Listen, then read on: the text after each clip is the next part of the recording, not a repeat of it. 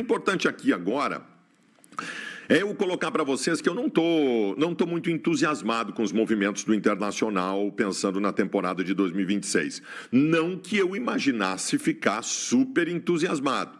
Aquela vez lá do que veio o Valência, Alário, Borré, que eu cantei musiquinha, que eu falei do Papa Títulos, eu duvido que vai me dar algum tipo de entusiasmo parecido com aquele. Não vai. Eu tenho consciência da dificuldade do Internacional, do momento do Internacional, da expectativa zero de contratar um jogador super caro, mas eu também, né? Aí não é questão de dinheiro, aí não é questão de impossibilidade, aí é questão de competência. Eu também imagino que o Internacional vai fazer movimentos importantes para ter um time competitivo na próxima temporada. E até agora, o meu time que não foi competitivo na temporada de 2025 está menos competitivo ainda para começar o ano. Porque o Vitão está fora. O Vitão está fora, o meu melhor zagueiro está fora, um dos melhores jogadores do grupo do Internacional está fora. Então, assim, eu vendo jogadores, estou vendendo o Ricardo Matias por um valor que eu considero irrisório. Eu estou vendendo o Luiz Otávio, melhor dizendo, Luiz Otávio, o volante, por um valor ridículo, ou seja, em relação a vendas, lamentável até agora. A saída do Vitão vai render líquido muito pouco com o Inter, porque tu tem que abater a dívida lá do Thiago Maia, e eu perco o meu melhor zagueiro,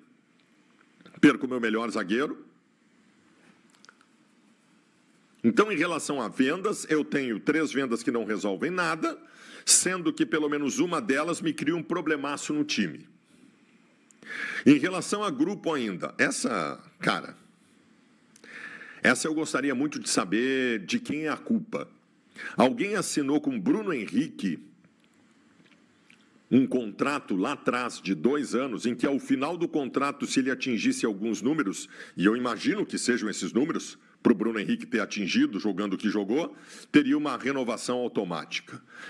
Cara, o Bruno Henrique vai continuar no Internacional. Isso é um escândalo, por conta de uma cláusula contratual. Que números são esses que ele atingiu? Que números são esses que o Bruno Henrique atingiu, que está se arrastando há mais de ano no Beira-Rio? Se arrastando há mais de ano no Beira-Rio, Bruno Henrique, e agora ele renova contrato com o Internacional. Aí, provavelmente, ele renovando o contrato com o Inter não vai no mercado para buscar melhores reposições para a camisa 8. Eu tenho o Alan Rodrigues, que é bom jogador, não tendo o Alan Rodrigues, eu tenho um problemaço, eu vou ter o Bruno Henrique se arrastando. Esse jogador se arrastou na temporada. Cadê o diretor executivo do Internacional? Está acertado o Fabinho Soldado?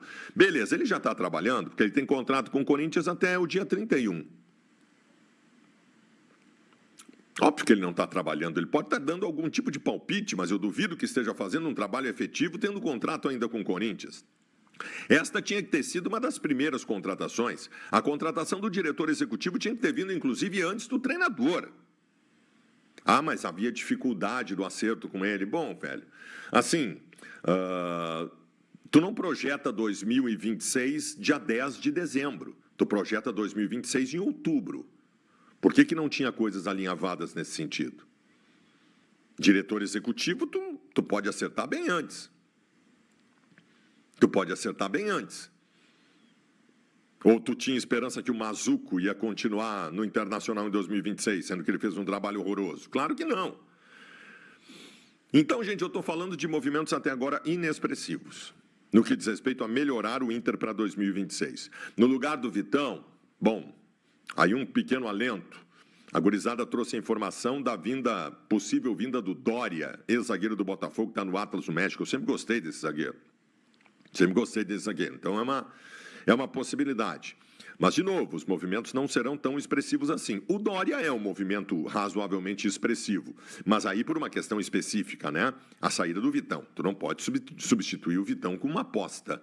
O Dória, em tese, não é uma aposta. Ele sempre foi um bom jogador. Se vai ou não dar certo no Internacional, a gente não sabe. Mas sempre foi um jogador interessante. Mas, de novo, né? Nós estamos abrindo o ano, não vai se fechar nada agora nos próximos 3 dias. Nós vamos nos reapresentar no começo de janeiro, com o grupo principal, com um monte de problema. Com um monte de problema. E que nós temos que resolver com urgência. Mesmo que o gauchão, que inicia dia 11 para o Internacional, se inicie com a gurizada, tu tem que resolver problemas até o meio de janeiro. Porque aí já tem Grenal, porque aí já começa o Campeonato Brasileiro. Por Deus do céu, o Campeonato Brasileiro começa dia 28, velho. Dia 28. Nós não vamos começar frágil, né? Nós não podemos começar frágil o Campeonato Brasileiro, daqui a pouco se complicar em 3, 4 rodadas, aí começa a se desenhar o caminho do Inter na competição, que não vai brigar por nada de novo. Sendo que nós estamos em fevereiro, daqui a pouco, com o campeonato terminando em dezembro. Porra, vamos se apresentar direitinho. Então vamos fazer os movimentos que nós temos que fazer. E outra, se eu vou contratar jogadores para estar em campo no dia 28 de janeiro, eles têm que vir até o dia 10. Eles têm que vir até o dia 10 para trabalhar, para fazer pré-temporada, tudo certinho. Então nós vamos conseguir, contando que até o dia 2 de janeiro agora, ninguém faz nada porque é virada do ano, nós vamos conseguir em uma semana trazer jogadores importantes que nós precisamos para a reposição de grupo. É complicado, gente. É complicado. Eu já falei para vocês que eu tenho medo de 2026. Eu tenho consciência que nós não vamos fazer contratações super expressivas. Mas há uma necessidade importante, veja bem, de melhorar o Inter para 2026. É isso. Nós precisamos melhorar o Inter em 2026 em relação a 2025. Necessariamente nós precisamos estar melhores.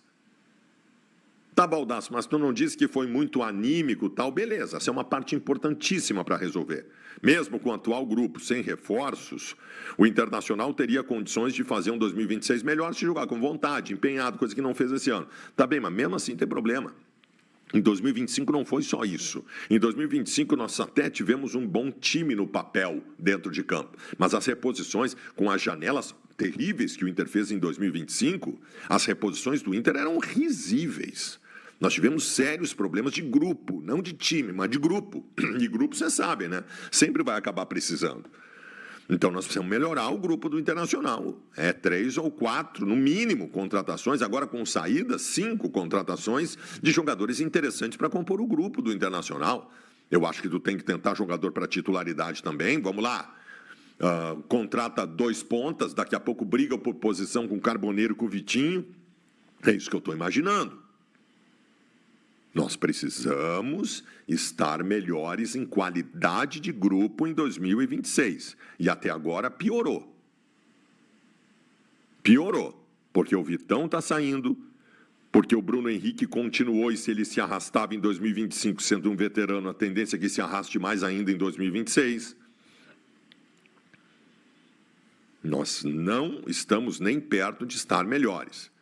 Que o diretor executivo do Internacional já esteja trabalhando nos bastidores. Tomara, tomara. Vem o Pedro Raul. O Pedro Raul não é uma contratação que me entusiasme, mas diante da atual carência de um Borré que nem deve jogar mais como centroavante, de um Ricardo Matias que está indo embora, vamos lá. Vamos lá, o jogador tem uma experiência aí, tem uma carreira irregular até agora, mas tem uma experiência importante no Corinthians e tal. Vamos lá, então vamos fechar logo. Vamos trazer o Pedro Raul de uma vez.